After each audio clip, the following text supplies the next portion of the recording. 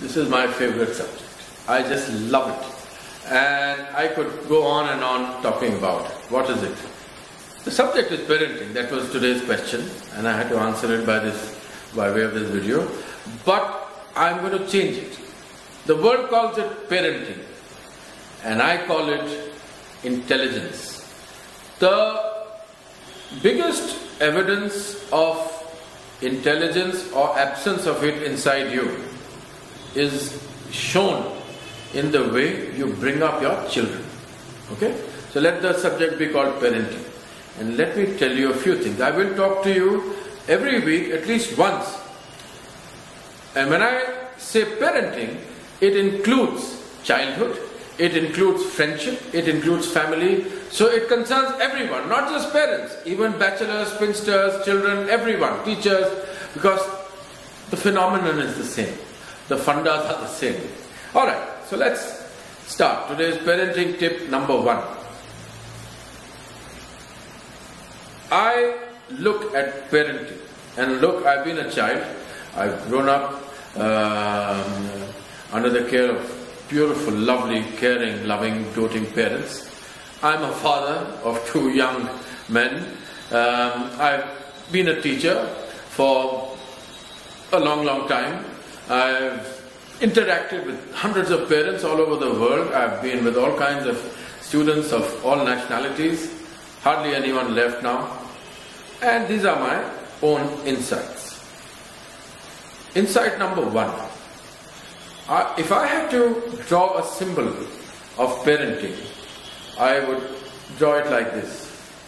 I would call parenting and give it this logo. 1 finger pointing to the child and 4, 1 thumb, 3 fingers pointing to the parent. Okay? Yeah. Children are the reflection, extension, the image of parents. The first law of parenting. I have met thousands, lakhs of parents in my life. I want to tell you one thing. Every time a parent comes, let me not point outwards, let me point at myself. Every time I had some observation regarding my own 2 children, and I saw something in them that I was concerned about, whether it was being obstinate, defiant, or not, sometimes disciplined, or not doing this or doing that, and I would correct them, I would pause and look at my own behavior, my own conduct, my own gestures, my own actions, my own thoughts, my own words. And gosh, it was so clear.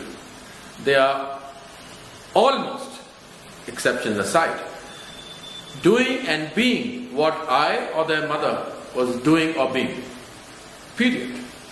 It's the same with parents. Every time they've come, in my tenure as headmaster or counselor or whatever I've done in the field of education, and parents would go on and on and on, grumbling, complaining about their children, I would sit and just watch, hear and smile. And at the end of it, it would be proven in just a few sentences that the root of the child's actions, behavior lay largely, majorly, for the most part, in the parents themselves, in their attitude, in the way they were interacting with their child, in the way they were bringing up their child. Now, here's a parent who comes home late, a father who comes home, hasn't met the child since the morning because the child left for school, the parent went to his business at 10 in the morning, and he comes home and he doesn't even look at his child, his children, and he goes straight to the bar, opens up a bottle, takes a glass, pours himself a stiff drink, picks up a cigarette and starts smoking, drinking, doesn't even look at the child, doesn't ask what the child did all day. Okay, fine, father's tired, he's come back after a hard day, mother was getting the schoolwork done, homework done. The father doesn't even give the child a hug. He hasn't even kissed his children on their forehead. He's never said good night to them. He's never held their hand. He's never sat by their side, let alone tell stories, take them for a holiday. And all he does is drink, and then he picks up the phone and he abuses, and he tells lies, and he does everything that is detrimental against parenting. And one morning suddenly he says, my child is spoiled. He smokes, he drinks, doesn't spend time with me, doesn't respect me, doesn't care for me. He smokes, he lies. And I take that parent and make him stand before the mirror. And I say, watch, look at your own self, look at your own habits, look at your own words, and look at your own child. In a second, a sensitive parent understands. Children are an extension of whatever parents are. Okay? Rule number 1. Parenting is equal to example. Period. By and large. And I say that because exceptions prove the rule. There will be exceptions. But as a thumb rule, children will almost do everything their parents do.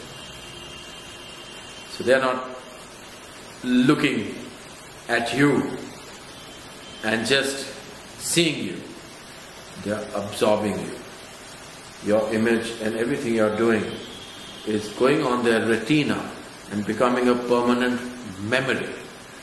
And they are recording whatever my parents are doing is the right thing. And guess what? They will repeat it. They are like monkeys. They are like wet sponge. Whatever impression you give them is what impression will be formed almost permanently for the rest of their life. That will become their response point, their attitude, their way of dealing with life forever.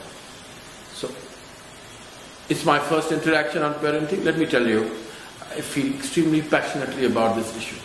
And I feel there's a license for driving, there's a license for owning this, there's a license for this, there's a license for running your business, there's a license for owning a pistol, there's a license for this, that.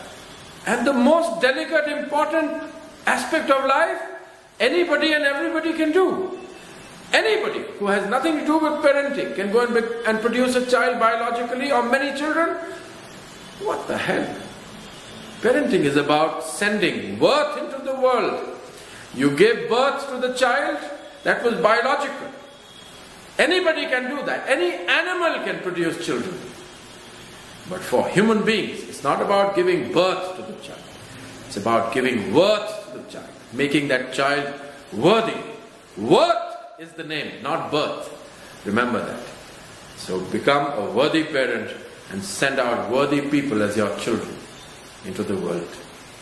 Example is the key. Happy parenting.